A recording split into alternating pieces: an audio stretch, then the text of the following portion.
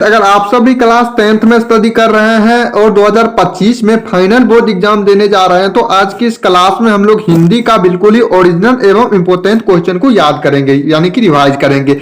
ये जितने भी क्वेश्चन मैं आप सबको बताऊंगा एग्जाम हॉल में, आपको 3 से 4 नंबर इस क्वेश्चन को याद करने से आ सकता है, ठीक है ना। तो आप लोग जितने भी क्वेश्चन दिया जाए आसानी से याद कर लीजिएगा और चैनल पर पहली बार आए होंगे तो चैनल को सब्सक्राइब कर लीजिएगा ताकि नेक्स्ट क्लास जैसे कि अन्य सब्जेक्ट का भी इंपोर्टेंट क्वेश्चन मैं आप लोग को करवा दूंगा, ठीक है। तो चैनल को सब्सक्राइब रखिएगा और ये वीडियो अपने दोस्तों के पास भी शेयर कर दीजिएगा। प्यारे साथियों, हिंदी का जो विषय कोड आपका होगा 101 यही होने वाला है, ठीक है ना, ध्यान रखिएगा। प्यारे बच्चों, उसमें जो आपको समय जो दिया जाएगा क्वेश्चन सॉल्व करने का यानी कि बनाने का 3 घंटा 15 मिनट का रहेगा, पूर्णांक आपका 50 नंबर का रहेगा, ठीक है ना। प्यारे साथियों, आपका 50 यानी कि 100 ऑब्जेक्टिव क्वेश्चन पूछे जाएंगे जिनमें से किन्हीं 50 प्रश्नों का जवाब देना है, ठीक है ना। तो मैं आप लोग को ऑब्जेक्टिव सारा क्वेश्चन बता देता हूं, ये आप लोग यहाँ से निर्देश है, ध्यान से पढ़ लीजिएगा।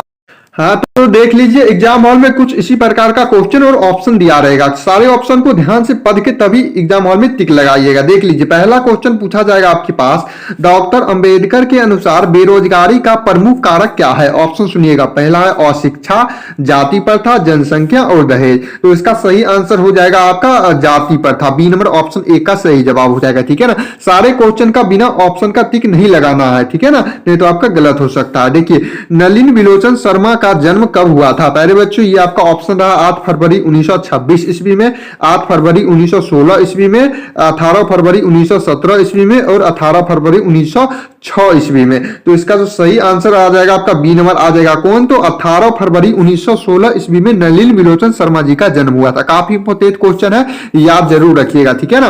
ये वीडियो अपने दोस्तों के पास भी शेयर कर दीजिए ताकि उनका भी हेल्प हो सके। चलिए अगला क्वेश्चन देखेंगे। क्वेश्चन कहता है, भारत से हम क्या सीखे शीर्षक पाठ के साहित्य की कौन सी विद्या है। ऑप्शन सुनिएगा, आपके पास है कहानी, यात्रा वृत्तांत, भाषण और रिपोर्टार्स। तो 3 का जो सही आंसर आ जाएगा आपका भाषण आ जाएगा, ऑप्शन नंबर सी 3 का सही जवाब हो जाएगा। चलिए अगला क्वेश्चन देखेंगे। 4 नंबर क्वेश्चन क्या रहेगा आपके पास, प्रेम के पीर के कवि किस कवि को कहा जाता है। तो प्रेम के पीर के कवि को कौन सा कवि कहा जाता है, तो घनानंद कवि कहा जाता है। घनानंद जो कवि है वो प्रेम के पीर के कवि है, ठीक है ना, याद रखिएगा, बी नंबर ऑप्शन इसका सही जवाब हो जाएगा।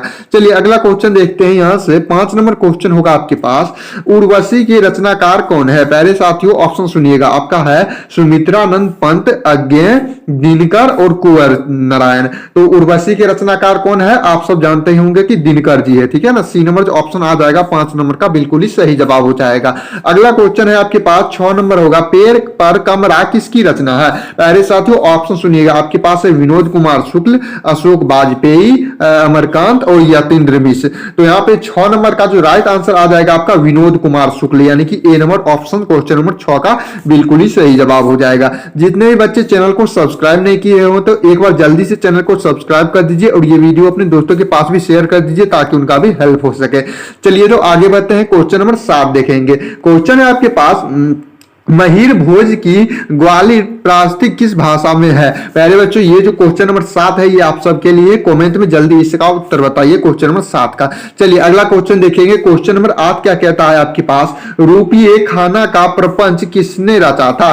ठीक है ना, तो ऑप्शन सुनिएगा, आपके पास है कहानीकार के मित्र ने, कहानीकार के भाई ने, कहानीकार के रिश्तेदार ने और कहानीकार के साले जी ने। तो 8 का जो सही आंसर आ जाएगा आपका कहानीकार के रिश्तेदार ने, ठीक है ना, option number C question number 8 का बिल्कुल ही सही जवाब हो जाएगा। चलिए आगे बढ़ते हैं। क्वेश्चन नंबर 9 देखिएगा, काफी इजी क्वेश्चन है और इंपोर्टेंट क्वेश्चन है, ठीक है ना। ये सारे क्वेश्चन अच्छे से याद ही रहना चाहिए आप सबको। क्वेश्चन नंबर 9 क्या है, घनानंद की भाषा क्या है। ऑप्शन सुनिएगा, आपके पास अवधी है, ब्रज भाषा है, प्राकृत है और पाली है। प्यारे साथियों, 9 का जो राइट आंसर आ जाएगा आपका आ जाएगा ब्रज भाषा, ऑप्शन नंबर बी जो आ जाएगा क्वेश्चन नंबर 9 का सही जवाब हो जाएगा। अगला क्वेश्चन है 10 नंबर आपके पास, बिरजू कितने साल के थे तब उनके पिता की मृत्यु हो गई थी। देखिए ऑप्शन सुनिएगा, आपके पास है 8 साल के, 9.1/2 साल यानी कि इस तरह से, और 10 साल के और 7.1/2 साल के। तो ध्यान रखिएगा, इसका जो राइट आंसर आ जाएगा आपका 9.1/2 साल के थे, ठीक है ना, बी नंबर ऑप्शन सही जवाब हो जाएगा। चलिए अगला क्वेश्चन है 11 नंबर क्वेश्चन क्या आता है आपके पास, शंभू महाराज बिरजू महाराज के कौन थे। ऑप्शन सुनिएगा, मौसा जी थे, भाई जी थे, पिताजी थे या फिर चाचा जी थे। तो शंभू महाराज महाराज जो थे वो बिरजू महाराज के चाचा जी थे, ठीक है ना। ऑप्शन नंबर डी जो आ जाएगा क्वेश्चन नंबर 11 का सही जवाब हो जाएगा। चलिए अगला क्वेश्चन देखिएगा, 12 नंबर क्वेश्चन है, काफी इंपोर्टेंट क्वेश्चन है, ध्यान दीजिएगा। कॉर्थियस ईसाई संप्रदाय किस पर विश्वास करता है? तो इसका जो राइट आंसर हो जाएगा आपका मौन पर विश्वास करता है, यानी कि D number option question number 12 का सही आंसर आ जाएगा। चलिए अगला क्वेश्चन देखेंगे, यहां से 13 नंबर क्वेश्चन क्या कहता है, काफी इंपोर्टेंट क्वेश्चन है, सारे क्वेश्चन को प्यारे बच्चों में बार बार कह रहा हूं याद कर लीजिएगा, ठीक है ना। एग्जाम हॉल में एक भी ऑब्जेक्टिव आपसे नहीं छूटने वाला है, सब्जेक्टिव क्वेश्चन भी करवाऊंगा, तो चैनल को जल्दी जल्दी सब्सक्राइब करके रखिएगा। चलिए क्वेश्चन नंबर 16 देखिएगा, मछली क्या है? देखिए मछली कहानी है या फिर निबंध है या फिर शिक्षा शास्त्र है या फिर ललित निबंध है? तो जानते ही होंगे कि मछली जो है ये आपका कहानी है, ए नंबर ऑप्शन सही जवाब हो जाएगा। चलिए अगला क्वेश्चन है आपके पास 14 नंबर होगा, क्वेश्चन है नलिन विलोचन शर्मा का जन्म कहां हुआ था? प्यारे साथियों नलिन विलोचन शर्मा जी का जन्म जो हुआ था, ध्यान रखिएगा, आपका पटना में हुआ था, ऑप्शन नंबर सी सही जवाब हो जाएगा। चलिए अगला क्वेश्चन है आपके पास, गांधी जी के अनुसार शिक्षा सहायता होती है, तो यहाँ पे सही आंसर हो जाएगा शरीर बुद्धि और आत्मा के विकास में होती है, ठीक है ना, सी नंबर ऑप्शन 15 का सही जवाब हो जाएगा। चलिए अगला क्वेश्चन देखिएगा ध्यान से, क्वेश्चन कहता है आपके पास सिख धर्म के 5वें गुरु कौन थे? ऑप्शन सुनिएगा, आपके पास है गुरु नानक, अर्जुन देव, गुरु अंगद और गुरु रामदास। तो 16 का जो आंसर आ जाएगा आपका अर्जुन देव आ जाएगा, बी नंबर ऑप्शन सही जवाब हो जाएगा क्वेश्चन नंबर 16 का। चलिए 17 नंबर क्वेश्चन क्या आता है आपके पास, रसखान किस काल के कवि थे? प्यारे साथियों रसखान जो है ये आपका भक्ति काल के कवि थे। कौन से काल के कवि थे रसखान? तो भक्ति काल के, ऑप्शन नंबर डी सही जवाब हो जाएगा। चलिए अगला क्वेश्चन यहां से देखिएगा, क्वेश्चन नंबर 18 क्या कहता है आपके पास, क्वेश्चन है आपके पास, कवि घनानंद ने किस मार्ग को सबसे सरल मार्ग कहा, यानी कि सबसे आसान यानी कि सिंपल मार्ग कहा है? ऑप्शन सुनिएगा, आपके पास होगा कर्म पथ को, साधना के मार्ग को, प्रेम मार्ग को या फिर ज्ञान मार्ग को। तो इसका जो सही आंसर आ जाएगा आपका प्रेम मार्ग को, ऑप्शन नंबर सी सही जवाब हो जाएगा क्वेश्चन नंबर 18 का। चलिए अगला क्वेश्चन देखिएगा, यहां से 19 नंबर क्वेश्चन कहता है, क्वेश्चन है आपके पास, प्रेम घन साहित्य सम्मेलन के किस अधिवेशन की संभावती बनी?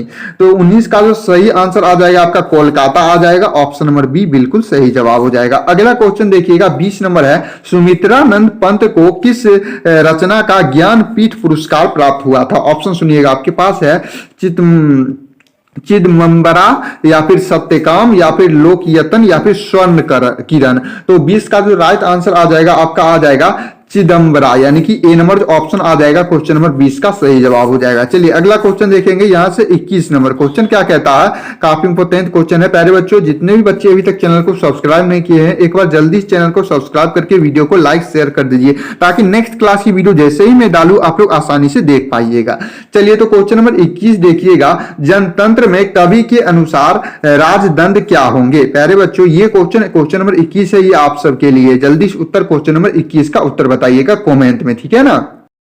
चलिए तो क्वेश्चन नंबर 21 आप सबके लिए, क्वेश्चन नंबर 22 में बताता हूं। क्वेश्चन कहता है, क्वेश्चन नंबर 22 क्या है, हिरोशिमा शीर्षक कविता में निकलने वाला सूरज क्या है? ऑप्शन सुनिएगा, आपके पास होगा खगोलीय पिंड, प्रकाशित व्यक्ति, प्रचंड क्रोध या फिर अनुपम। तो इसका सही आंसर आ जाएगा आपका अनुपम, ऑप्शन नंबर डी जो आ जाएगा 22 का सही जवाब हो जाएगा। चलिए नेक्स्ट क्वेश्चन देखिएगा सही बच्चे, क्वेश्चन नंबर 23 है, कवि के आदेशों में कौन था? प्यारे बच्चों इसका जो आंसर आ जाएगा ए नंबर आ जाएगा, एक जानी दुश्मन, ठीक है ना, ए नंबर ऑप्शन क्वेश्चन नंबर 23 का सही जवाब हो जाएगा। चलिए अगला क्वेश्चन पे ध्यान दीजिएगा, क्वेश्चन कहता है आपके पास, कविता में देवी जगन्नाथ कहां हुआ? ठीक है ना, कविता में देवी जगन्नाथ कहां हुआ? पहले साथियों 24 का जो राइट आंसर आ जाएगा आपका गरीब बस्तियों में हुआ था, ठीक है ना, बी नंबर ऑप्शन सही जवाब हो जाएगा। अगला क्वेश्चन पे ध्यान दीजिएगा, बच्चा कहां आकर थमक जाता है? तो ध्यान रखिएगा ये आपका जो क्वेश्चन है मतलब हिंदी व्याकरण का क्वेश्चन है, तो इसका सही आंसर हो जाएगा द, यानी कि ऑप्शन नंबर डी सही जवाब हो जाएगा क्वेश्चन नंबर 25 का। चलिए अगला क्वेश्चन देखिएगा सही बच्चों, 26 नंबर क्वेश्चन है आपके पास, रूप सा क्या है? पहले साथियों ऑप्शन सुनिएगा, आपके पास है बंगाल की नदी, अगला है आपके पास बंगाल की एक सुंदर स्त्री, अगला है बंगाल का मंदिर और अगला है बंगाल का चौराहा। तो रूपसा क्या है? ध्यान रखिएगा ये आपका बंगाल का एक नदी है, ठीक है ना, बंगाल की एक नदी है, ए नंबर ऑप्शन 26 का सही जवाब हो जाएगा। चलिए अगला क्वेश्चन देखिएगा, यहां से 27 नंबर क्वेश्चन क्या है, क्वेश्चन है भगवान की कृपा दृष्टि कहां विश्राम करती है?